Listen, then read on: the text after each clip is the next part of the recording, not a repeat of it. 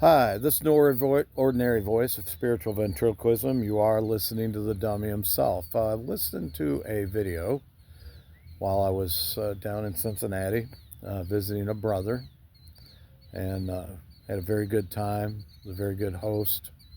Uh, Treated me very well. Took me around to see some of the sights uh, down along the river. And got to see Ulysses S. Grant's birthplace and the national park that's down along that way.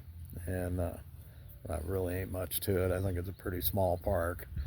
But anyway, had a very good time, and I was very enriched by his company and by the things that he showed me, and so thank you, brother James. I appreciate it.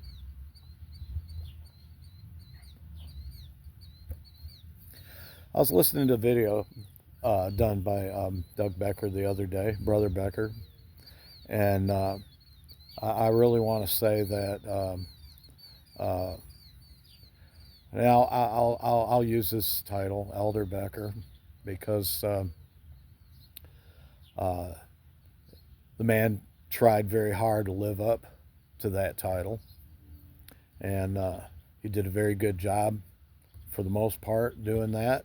Had a few bumps with him along the way, but hey, it wasn't an easy road to to do that always in. Okay, but anyway, I'm glad he's doing well, and I was certainly blessed by his content.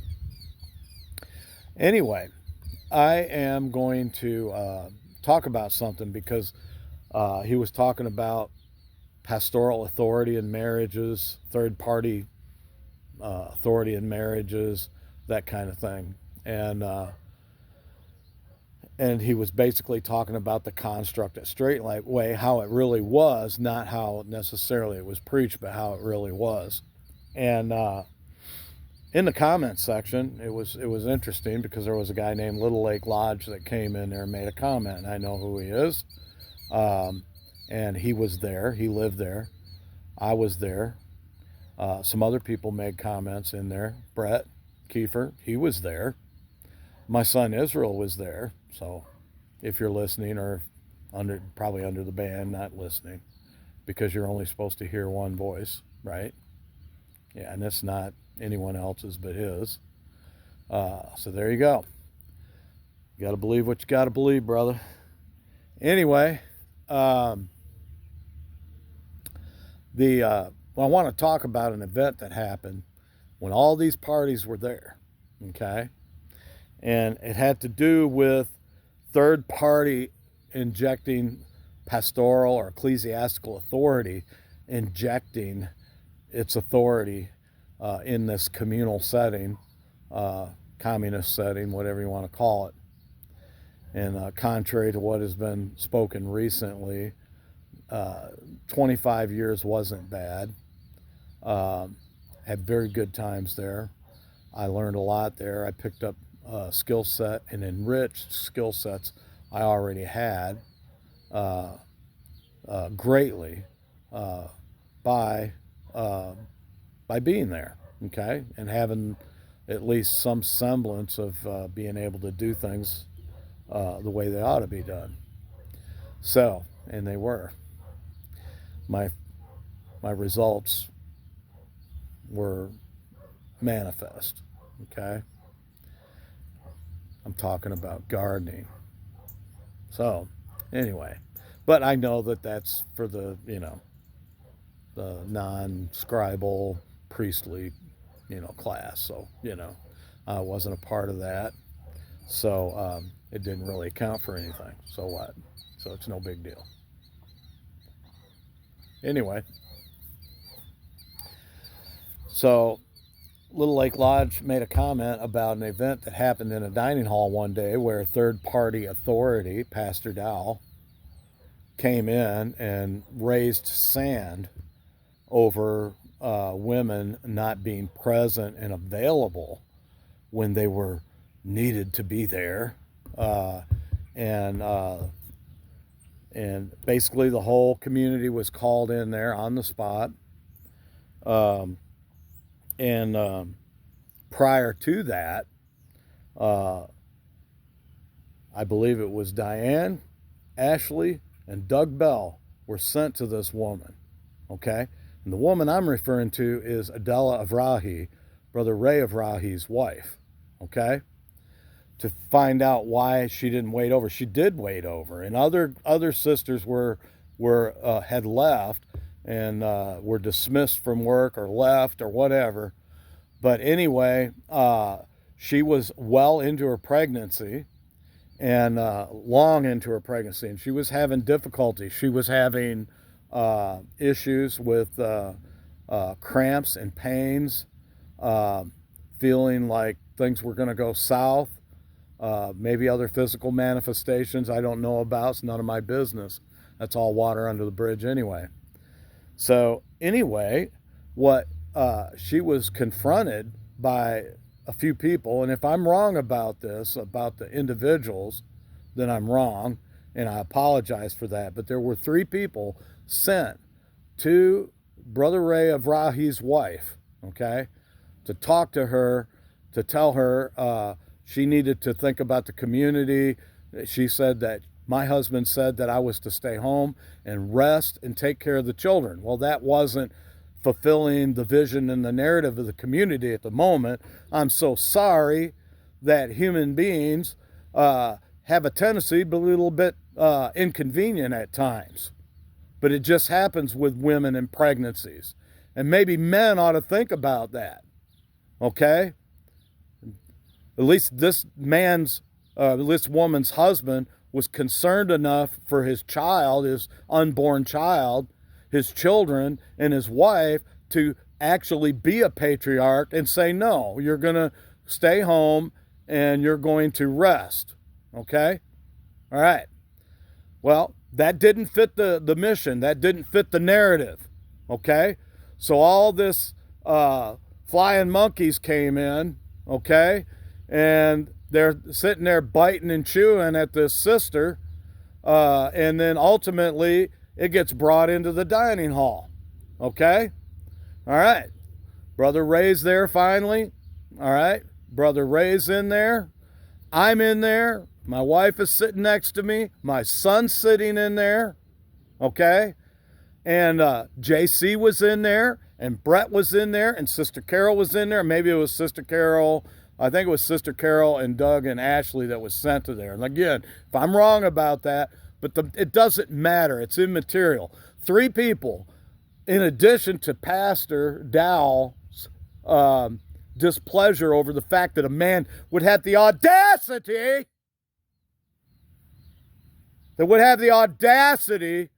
to take rulership and headship over his own family.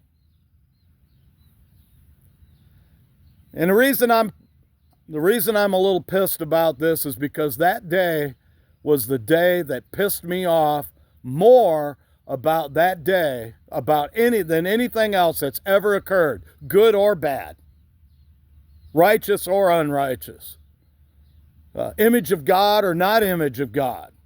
Okay? That day set my face like flint, that this man had completely changed over the years. He was never going to repent. You know, that's one thing I know. I know for a fact. I have never once heard that man ever say he did anything wrong. Not one time. I mean, Jesus, why are you still down here? Why are you still down here? You were the one that always preached that, you know, a perfect man is going to end up getting taken up to heaven, right? If he's getting so close to being like Jesus, he's got to die, right? Go on to get his glorious gift, you know? Whatever. So Pastor Dow came in that dining hall with the whole community, and he's raising hell. And despite all the times that I've talked to brothers, you know, I was really big into the way people talked back in that century with one another, okay?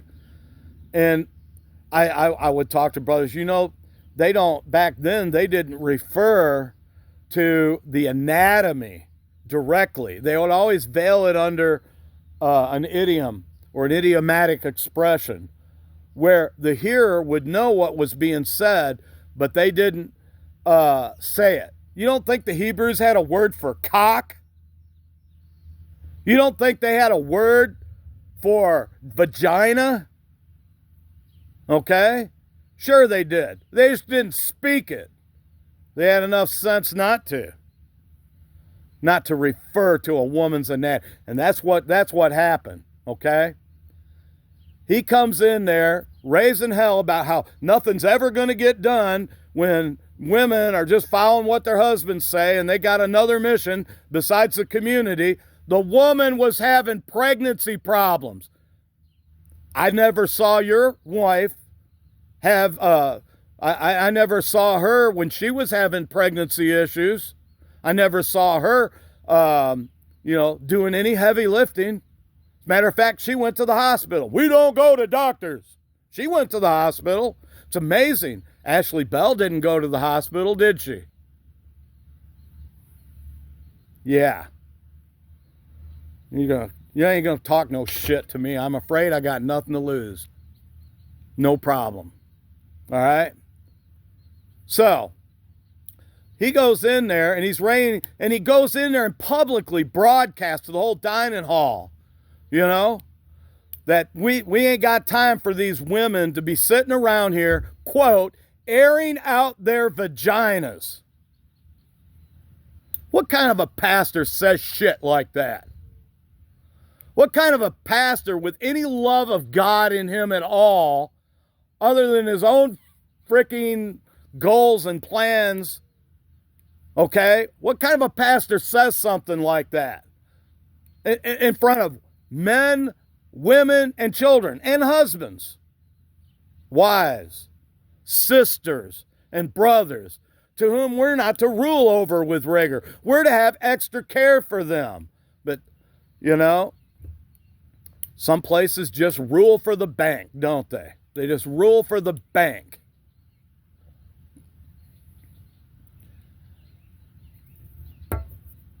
Despite me saying to several brothers and teaching them about that, I doubt it ever registered in anybody's mind anything that I ever said along those lines about Hebrew idioms, like he swung his tail like a cedar, or the sinews close so tightly that air cannot pass through them. Those are idiomatic expressions, and Hebrews and Israelites never referred directly to the genitalia or the reproductive organs. They always veiled it and masked it under. But not you, sir.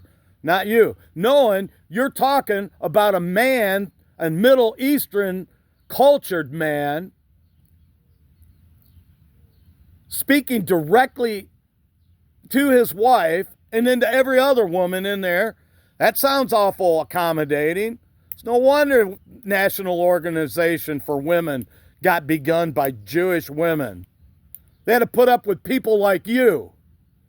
They had to sit there and endure that kind of shit all the time. Don't give me no crap, bro. I'm telling you, man. You ain't ready for this. And you ain't ready for me. And you better tread lightly. You better tread lightly.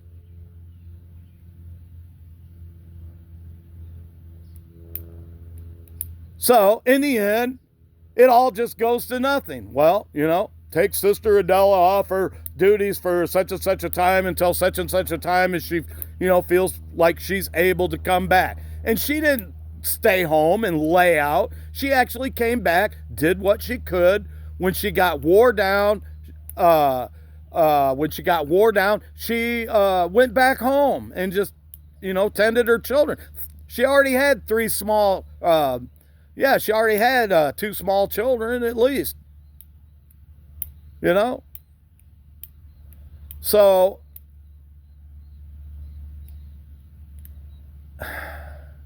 yeah. So when people make reference to, What? It wasn't all that bad. You know, the amazing thing, you always go back to that same mantra: free rent, free rent, free rent. Nothing's free, and you damn well know it. Nothing's free. There's always a trade-off. There's always an exchange for service.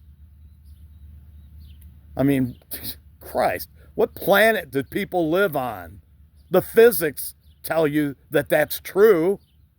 In fact, you're existing. Bible even says that, right? You know, it would have been nice if somebody could have put off their attitude. Would have been nice if somebody could have just stepped in and considered their brother, or these monstrous monsters called sisters, right? Just for a minute, put yourself off, inconvenience yourself. You're like a little crying kid. Never seen anything like it in my life. And all that happened in the last 7 years. Not the last 25, not the last 20, not the last 15. It all happened the last 7 years when you what do you say? Tasted of the accolades of men, and it went to your damn head.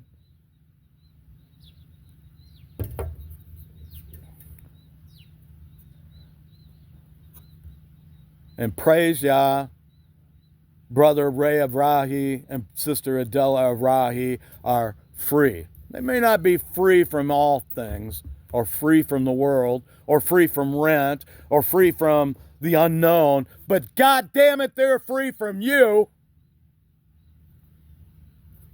You ain't going to tell them what to do no more, and that's enough for me. Shalom.